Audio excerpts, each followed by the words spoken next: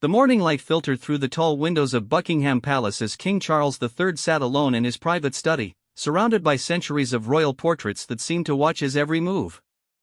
The golden frames held the faces of his ancestors, each one a reminder of the weight that came with the crown he now wore. On his mahogany desk lay a single document that would change everything for his grandchildren across the ocean. Charles ran his weathered fingers across the official papers, his mind heavy with thoughts of little Archie and Lilibet, two innocent children who had become the center of a royal storm they could never understand. The decision he was about to make would echo through generations, yet it felt deeply personal, cutting straight to his heart as both a king and a grandfather. The palace had been unusually quiet that morning. Even the usual bustle of staff members seemed muted, as if everyone sensed the gravity of what was unfolding behind the closed doors of the king's study. Charles had requested complete privacy, knowing that this moment required not just the wisdom of a monarch, but the courage of a man who had watched his family fracture before his eyes. He thought back to the day Harry and Meghan had left for California, taking with them his precious grandchildren whom he barely knew. The pain of that separation had cut deeper than any public criticism he had ever faced. Archie, now a curious 4-year-old with his father's mischievous smile, and Lilibet, barely 2 but already showing signs of her mother's determination, were growing up an ocean away from the family that should have been surrounding them with love. The irony wasn't lost on Charles that his own childhood had been marked by distance from his parents, and now history seemed to be repeating itself with another generation. He remembered the formal dinners, the rigid protocols, the way emotion was often buried beneath duty. But this was different. This wasn't about royal protocol or tradition. This was about healing wounds that had grown deeper with each passing month of silence. William had visited earlier that week, his face drawn with worry as they discussed the implications of the decision. The Prince of Wales understood better than anyone the burden of titles, having lived his entire life under the weight of expectation that came with being heir to the throne. He had seen how the same expectations had crushed Harry, driving him to seek a different path, even if it meant leaving everything behind. "They're just children, father," William had said, his voice thick with emotion. "Whatever happens between us adults, they shouldn't suffer for it." Catherine had been equally concerned, though she approached the situation with her characteristic grace and wisdom. She had tried repeatedly to bridge the gap between the brothers, understanding that family meant everything, especially when the world was watching every move. Her own children, George, Charlotte, and Louis, often asked about their cousins in America, innocent questions that highlighted the unnatural separation that had torn the family apart. Charles stood and walked to the window overlooking the palace gardens, where tourists gathered daily, hoping for a glimpse of royal life. They saw the pageantry, the ceremonies, the fairy tale existence that the media portrayed. They couldn't see the lonely meals, the difficult decisions made in isolation, or the personal cost of every public choice. They didn't understand that behind the crown was a man who simply wanted his family whole again. The king's private secretary had briefed him thoroughly on the constitutional implications of his decision. The HRH titles weren't just ceremonial honors, they came with security requirements, financial implications, and a lifetime of public scrutiny. Yet they also represented belonging, acknowledgement, and a connection to a heritage that stretched back over 1,000 years. For Harry and Meghan, the titles had become symbols of restriction and unwanted attention. For Charles, they represented the only way he knew to show his grandchildren they were loved and valued. The media frenzy surrounding the Sussex children had been relentless from the moment they were born. Every photograph, every rare public appearance, every decision about their upbringing became headline news. Charles had watched helplessly as his son and daughter-in-law struggled under the intense scrutiny, remembering all too well his own battles with the press during his younger years. The parallels to Diana's experiences were impossible to ignore, and they haunted him daily. Camilla had been his steady support through the difficult months since the family rift had become public. She understood the complexity of blended families, having navigated her own challenges when she married into the royal fold. Her gentle wisdom had helped Charles see beyond the immediate crisis to the long-term healing that needed to happen. "Time has a way of softening even the deepest wounds," she had reminded him the night before. "But someone has to take the first step." The Queen Consort had formed an unexpected bond with both princes during Charles's courtship and marriage to her. She had watched Harry grow from a troubled teenager into a devoted father, and she had seen how Meghan's arrival had initially brought him such joy. The subsequent breakdown of relationships had pained her almost as much as it had Charles, because she understood how precious family connections truly were. As Charles returned to his desk, he picked up a framed photograph that usually sat in a place of honor on the side table. It showed him with both his sons during happier times, before the weight of duty and the glare of publicity had driven wedges between them. Harry was laughing at something William had said, and Charles was looking at both his boys with unmistakable pride and love.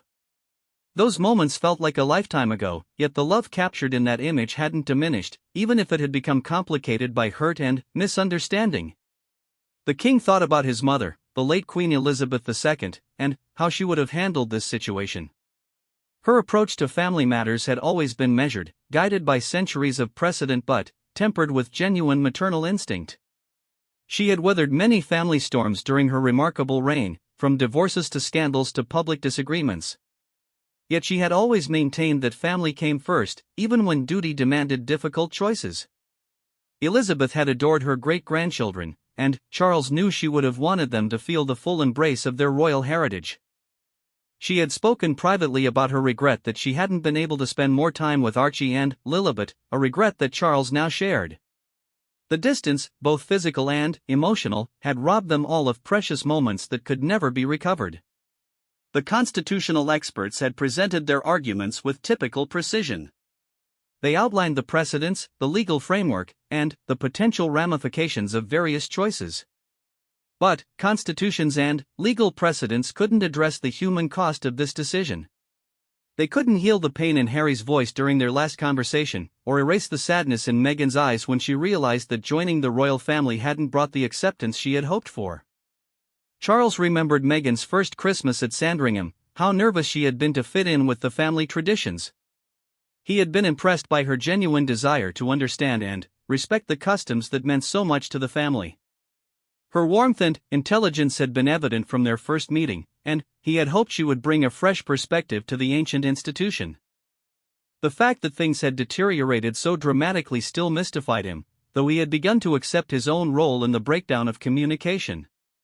The international implications of his decision weighed heavily on his mind as well. The Commonwealth nations were watching, some hoping for a decisive break with what they saw as outdated traditions, others expecting the monarchy to maintain its standards and dignity regardless of personal cost. Charles understood that he was making this choice not just as a grandfather, but as the head of state for multiple nations, each with their own expectations and perspectives on royal protocol.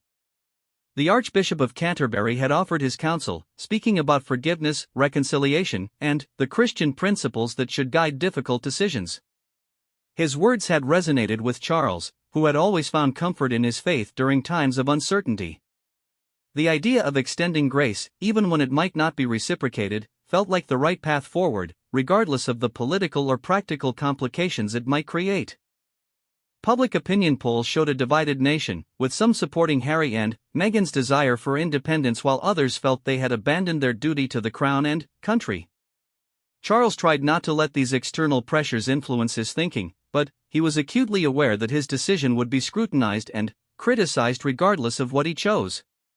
The art of modern monarchy required balancing public expectations with personal convictions, and finding that balance had never been more challenging.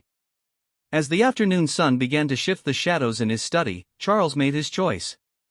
The pen felt heavy in his hand as he signed the documents that would grant his grandchildren their HRH titles, acknowledging them as full members of the royal family despite the complicated circumstances of their parents' relationship with the institution. It was an act of love, hope, and faith in the possibility that time and goodwill might eventually heal the wounds that had divided his family. The decision made, Charles felt a mixture of relief and apprehension wash over him. He knew the announcement would create another media storm, with experts analyzing every aspect of the choice and its implications. But, for the first time in months, he felt he had acted from a place of love rather than political calculation. Whatever challenges lay ahead, at least Archie and Lilibet would know that their grandfather had chosen to embrace them, not turn them away. In the quiet of his study, surrounded by the weight of history and tradition, King Charles III had made perhaps the most personal decision of his reign. The little boy and girl playing in their California home would wake up tomorrow as their royal highnesses, whether they understood what that meant or not. And, somewhere across the ocean, their grandfather hoped that this gesture of love might be the first step toward bringing his family home. The secure phone line crackled with static as it connected across the thousands of miles between London and Montecito. Harry's hands trembled slightly as he answered, recognizing the distinctive ring that meant Buckingham Palace was calling.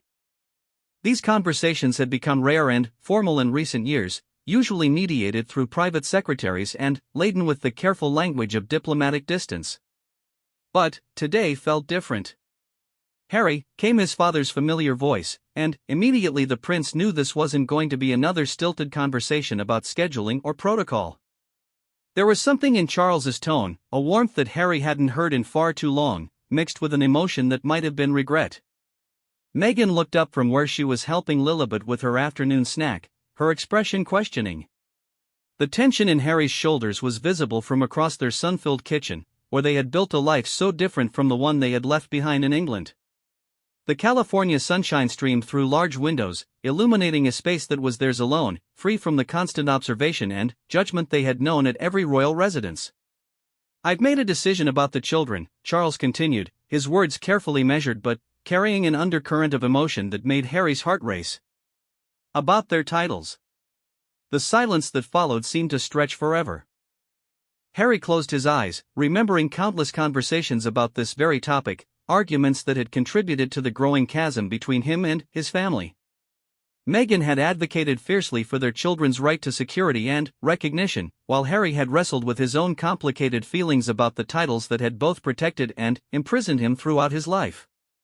During Meghan's pregnancy with Archie, the title question had become a source of tremendous stress. The couple had assumed their firstborn would automatically receive the designation of prince, along with the security protection that came with it. When they learned this wouldn't happen, at least not immediately, it felt like a rejection not just of their son, but of Meghan herself. The pain of that realization had been one of many factors that eventually led them to step back from royal duties entirely. "They will receive their HRH titles," Charles said quietly.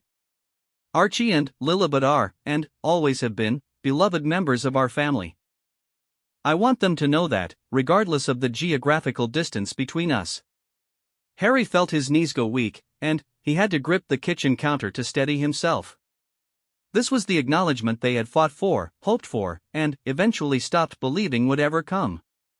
But now, when they had built a life independent of royal approval, when the wounds had begun to heal and they had found their own way forward, his father was extending the olive branch they had once desperately needed. Meghan approached quietly, sensing the significance of the conversation. Her own relationship with the royal family had been complex from the beginning, marked by moments of genuine connection overshadowed by misunderstandings and, in some cases, what felt like deliberate exclusion. She had entered the family with genuine excitement about the work they could do together, only to find herself increasingly isolated and criticized for the very qualities that had initially impressed them.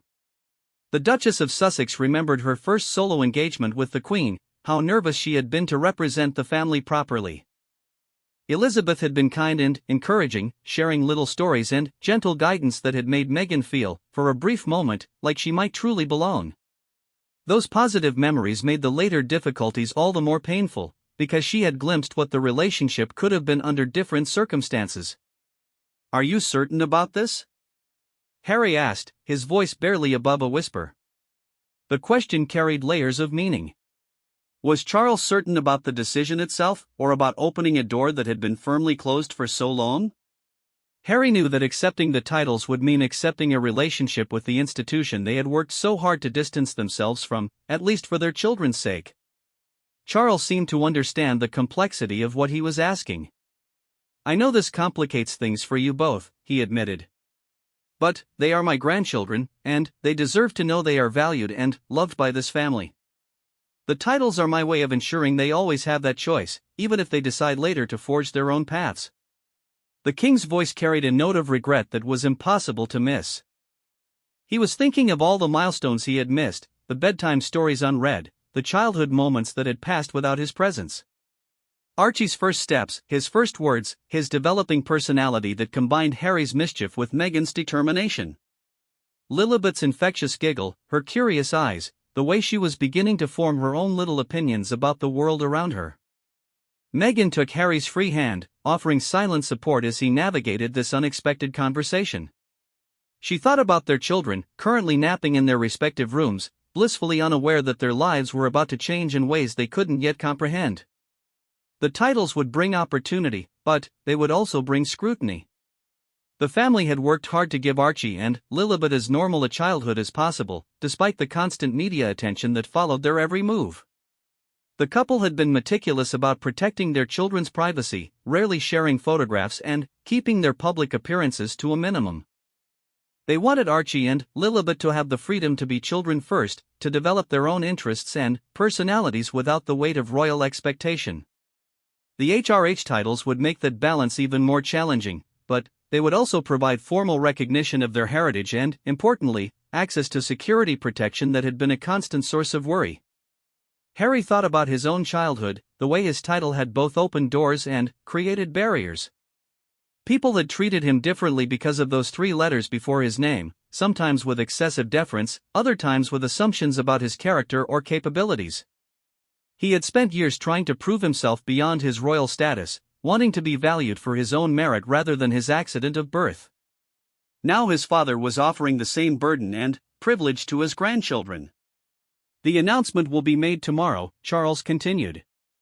"I wanted you to hear it from me first, before the media circus begins. I know this will generate attention, probably more than any of us would prefer." The media attention was indeed a significant concern.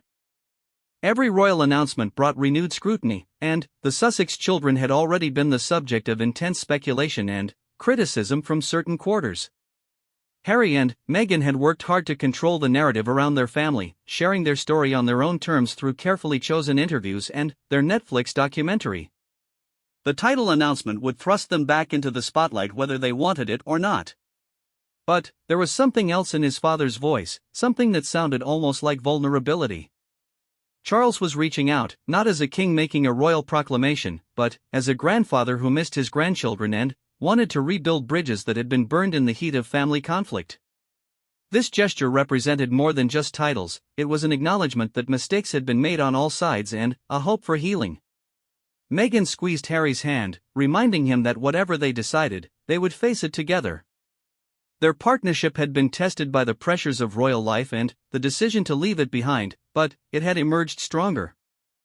They had learned to trust their own judgment about what was best for their family, even when that judgment conflicted with tradition or expectation.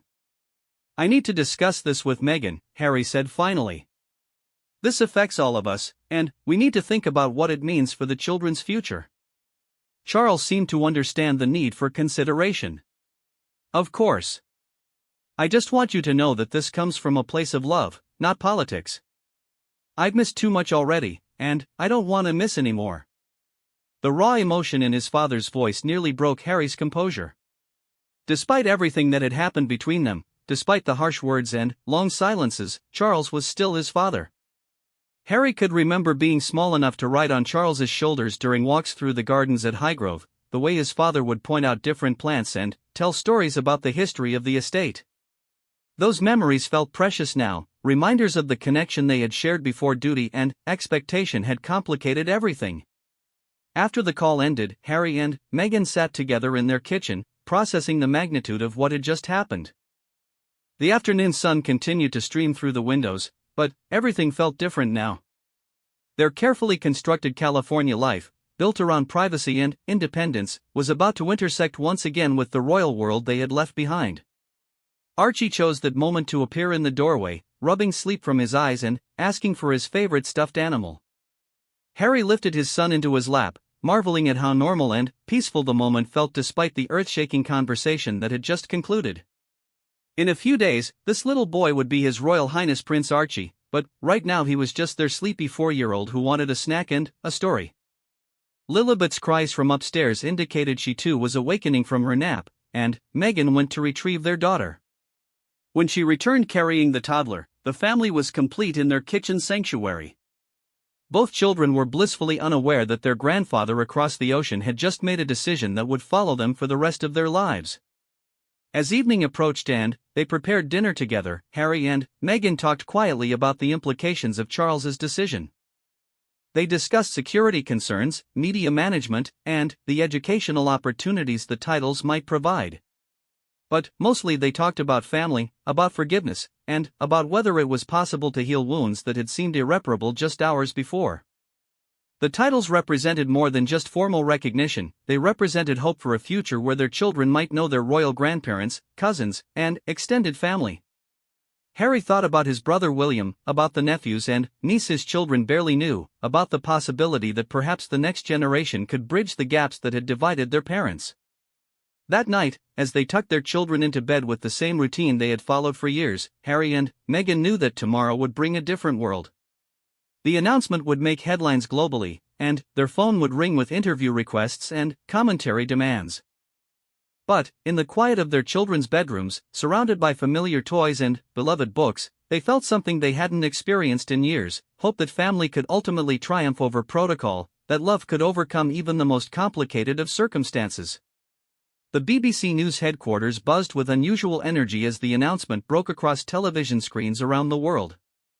Newsreaders struggled to maintain their professional composure while delivering what many were calling the most significant royal decision in decades. King Charles III had granted his grandchildren, Archie and Lilibet Sussex, their HRH titles, effective immediately. The implications were staggering, and the phone lines at major news organizations were already ringing with requests for expert analysis. In her London apartment, Sarah Ferguson watched the breaking news with tears streaming down her face. As someone who had experienced both the embrace and rejection of royal titles, she understood better than most what this decision meant for the children involved. She remembered her own daughter's struggles with their royal identity, how Beatrice and Eugenie had navigated the complex world of being royal but not working royals, titled but often criticized for the very privileges their birth had bestowed upon them. Sarah reached for her phone, her fingers hesitating over William's number. She wanted to call, to offer support, to remind him that family healing often required difficult first steps. But she also understood the delicate nature of royal family dynamics, how even well-intentioned gestures could be misinterpreted or create additional complications. Instead, she sat quietly, remembering her own children's childhood and hoping that Archie and Lilibet would be spared some of the pain that seemed to follow royal offspring. Across London, Prince William was dealing with his own complex emotions as he prepared for what he knew would be a challenging day of public engagements. The announcement had not been a surprise to him, but seeing it become reality felt surreal nonetheless. His relationship with Harry had been the cornerstone of his emotional life for so many years, built on shared trauma, mutual support, and an unshakable bond forged in the aftermath of their mother's death. The deterioration of that relationship had been one of the most painful aspects of the recent family struggles. Catherine found William in their private sitting room at Kensington Palace, staring out the window at the gardens where their own children often played. She could see the tension in his shoulders, the way he held himself when he was processing difficult emotions but trying to maintain his public composure. Their marriage had weathered many storms, but watching William grieve the loss of his relationship with Harry had been particularly difficult because there seemed to be so little she could do to help. "The children are asking questions," Catherine said quietly, settling beside her husband on the window seat that had become their favorite spot for difficult conversations. George saw the news on the iPad when his tutor was showing him current events. He wants to know when he'll see his cousins again. The innocence of their son's question highlighted the tragedy of the family rift from a child's perspective. George, Charlotte, and Louis had grown up hearing stories about their Uncle Harry, seeing photographs from happier times, but they barely knew Archie and had never met Lilibet in person. The cousins who should have been playmates at family gatherings were instead names mentioned in hushed conversations between adults. William thought about his own childhood, how important family connections had been to his sense of identity and security. Despite the formality of royal life, there had always been a core group of relatives who understood the unique pressures and privileges that came with their positions. His children were missing that connection with Harry's family, and he knew they were all poorer for it. "I keep thinking about what Mother would say," William admitted, using the private name he reserved for Diana when speaking with Catherine. "She always said family was the most important thing, more important than protocol or public opinion. I think she would be proud of Father for making this decision, even if it creates complications." Catherine nodded, remembering the stories William had told her about Diana's fierce protection of her sons, the way she had fought to give them as normal a childhood as possible within the constraints of royal life. Diana had understood that titles and privilege meant nothing if they came at the cost of family relationships or personal happiness. Her son's well-being had always been her priority, sometimes putting her at odds with the institution she had married into. The public reaction was already pouring in through social media and news channels. Opinion polls showed a divided nation, with some celebrating the decision as a gesture of reconciliation and family unity, while others criticized what they saw as rewarding Harry and Meghan's behavior or setting a dangerous precedent for royal protocol. The Republican voices were particularly vocal, using the announcement as another example of why the monarchy was outdated and increasingly irrelevant to modern British society. In California, Harry and Meghan were experiencing their own whirlwind of emotions as they tried to maintain some normalcy for their children while dealing with the media attention that had descended upon their Montecito neighborhood. Photographers had gathered outside their security gates before dawn, and their phones had been ringing constantly with interview requests from every major news organization in the world. Meghan stood in their garden, watching Archie play on his swing set, seemingly oblivious to the fact that his life had just changed forever. She thought about her own childhood, growing up far from any royal connection, dreaming of a future built on her own talent and determination.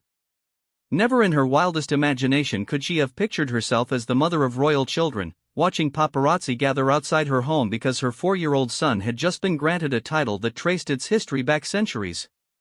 The irony wasn't lost on her that they had left the UK partly to escape this exact kind of media attention, only to find it following them across the ocean because of a decision made in Buckingham Palace. But there was also relief in the announcement, a sense that her children were finally being acknowledged as full members of the family that had initially welcomed her with such fanfare before the relationship had soured so dramatically. Harry joined her in the garden, having just finished a conference call with their security team about the increased protection measures that would now be necessary. The HRH titles came with significant security implications, something Harry understood from personal experience but that would now apply to his children in ways he was still processing. He had spent years trying to give Archie and Lilibet the freedom to be children first, but that balance would be even more challenging now. Archie asked me why there are so many cars outside, Harry said, settling beside Meghan on their garden bench. I told him some people wanted to take pictures because Grandpa Charles had something special to tell everyone about him and Lily.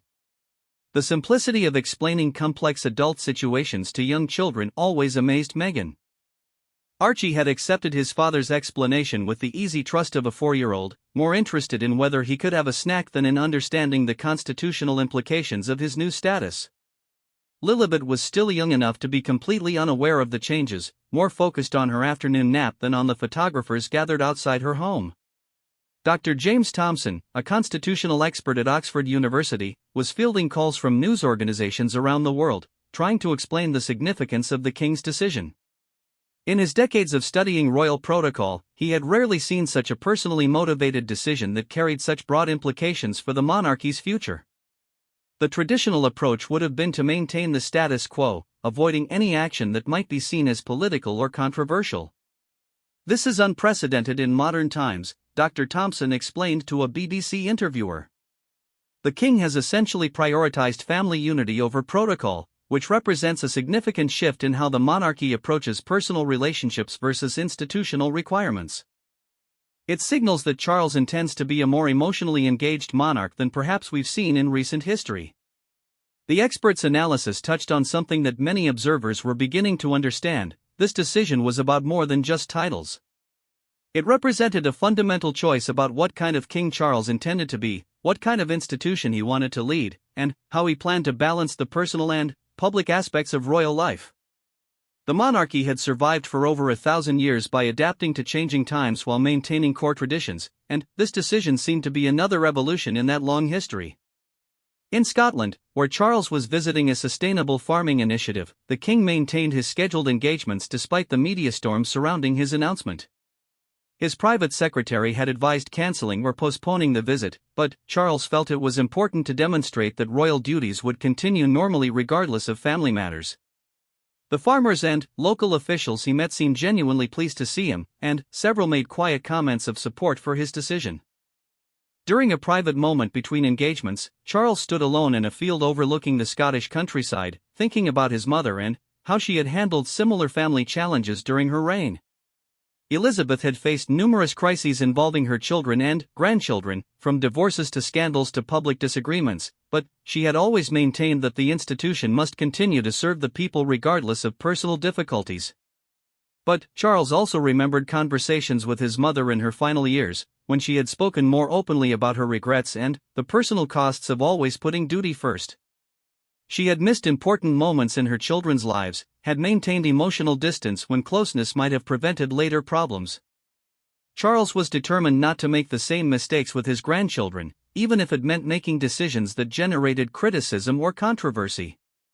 Queen Camilla called him during the drive between engagements, her voice warm with support and understanding. She had watched him agonize over this decision for weeks, knowing that whatever choice he made would be criticized by someone.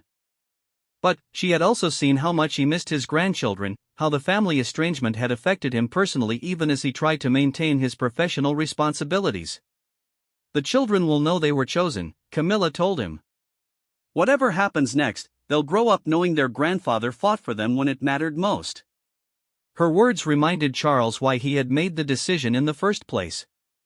It wasn't about politics or public opinion or constitutional precedent. It was about two small children who deserved to know they were loved and valued by their family, regardless of the complicated circumstances that had led to their parents' departure from royal life. They were innocent of the adult conflicts that had divided the family, and they deserved better than to be casualties of those disagreements. As evening approached and the initial media frenzy began to settle into longer-term analysis pieces, families around the world were discussing the announcement over dinner tables and in living rooms. Some saw it as a fairy tale gesture of reconciliation, others as a political miscalculation that would have long-term consequences for the monarchy's stability. But, for many parents, it was simply the story of a grandfather who had chosen love over protocol, family over politics. The evening news broadcasts featured expert panels debating the implications, former royal staff members offering their perspectives, and constitutional scholars explaining the historical context.